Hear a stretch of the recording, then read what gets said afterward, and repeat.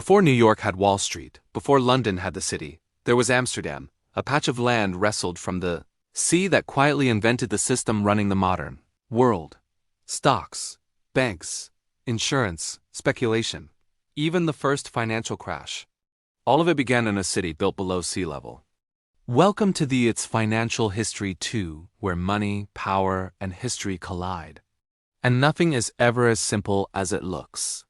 400 years ago, Amsterdam was an anomaly, a republic in a world ruled by kings. It had no empire, no gold mines, no vast armies.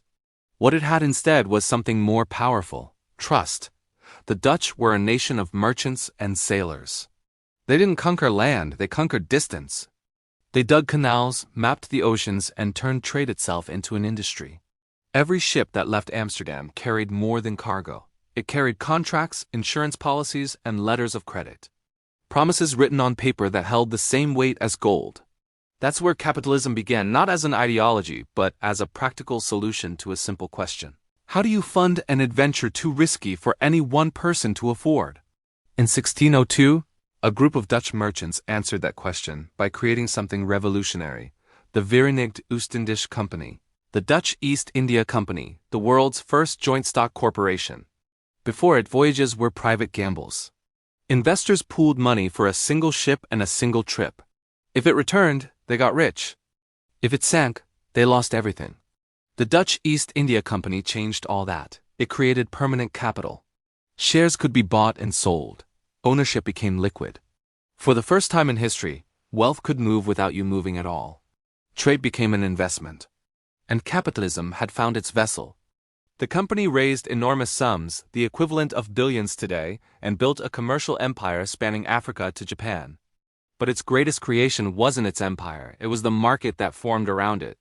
Those shares began to trade every day on the Amsterdam Exchange. Prices rose and fell with rumor, profit, and fear. It was chaos. It was innovation. It was the birth of the stock market. The Dutch didn't call it capitalism. They just called it commerce.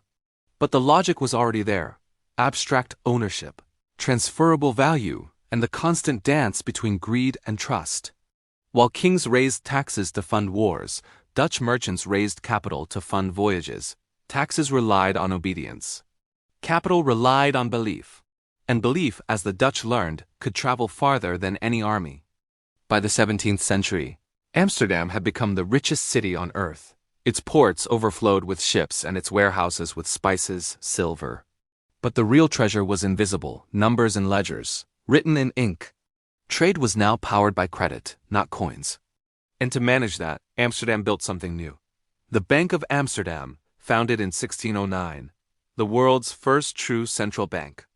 Europe's currencies were a mess, clipped, forged, and unreliable. The bank fixed that by creating a single, trusted unit of account. Deposit your coins, get reliable bank money, credit that everyone trusted more than gold itself. Confidence had become currency, and that confidence scaled global trade like never before. The Dutch also learned to trade risk. They invented insurance, futures contracts, and even options. Speculation became a profession and an addiction. In the taverns of Amsterdam, traders discovered they could profit not from goods, but from the movement of prices. For the first time, people got rich or ruined on pure volatility. That's how the first great financial bubble was born: tulip mania. Tulips became symbols of status, then instruments of speculation. Contracts for flowers that hadn't even bloomed sold for fortunes. Until one day, someone didn't buy and the market collapsed. Fortunes vanished overnight. The city that had invented capitalism had now invented its first crash. But even in failure, there was progress. The Dutch didn't ban speculation. They studied it. They learned that markets run on emotion, not math. And that emotion, like the seas surrounding their city, can never be fully controlled. Out of that chaos came a new idea, that capitalism isn't a perfect machine. It is a self-correcting organism. One that learns from failure, adapts, and evolves. Amsterdam had created more than institutions. It had created a mindset that commerce could replace conquest and trust could replace gold. The merchants didn't mean to change the world, they just wanted safer trade. But in seeking security, they unlocked infinite risk. And the world has been living in that system ever since. By the late 1600s, Amsterdam wasn't just Europe's richest city, it was its banker. Kings who once mocked the Dutch for being shopkeepers now borrowed from them. Spain financed wars with Dutch credit. Even England learned from their system and then scaled it. In 1694, the English crown created the Bank of England, copying Amsterdam's model almost line by line. From that imitation grew a new empire, one powered not by conquest, but by credit. And that's the cycle capitalism has followed ever since. Innovation, expansion, speculation, stagnation. Every city, Amsterdam, London, New York, has played its part. Each thinks it's smarter than the last. Each learns it isn't, because capitalism isn't about money, it's about belief. Belief that paper has value, that tomorrow will be richer than today, that risk can be managed and growth can be endless. The Dutch built the first version of that belief, and every financial center since has lived inside their blueprint. Today, we face the same tides they did, markets running on speculation, debt rising like water, and currencies built on faith alone. The tools are new, but the story is ancient. The Dutch always knew the sea could never be conquered, only managed. And finance, they learned, was the same.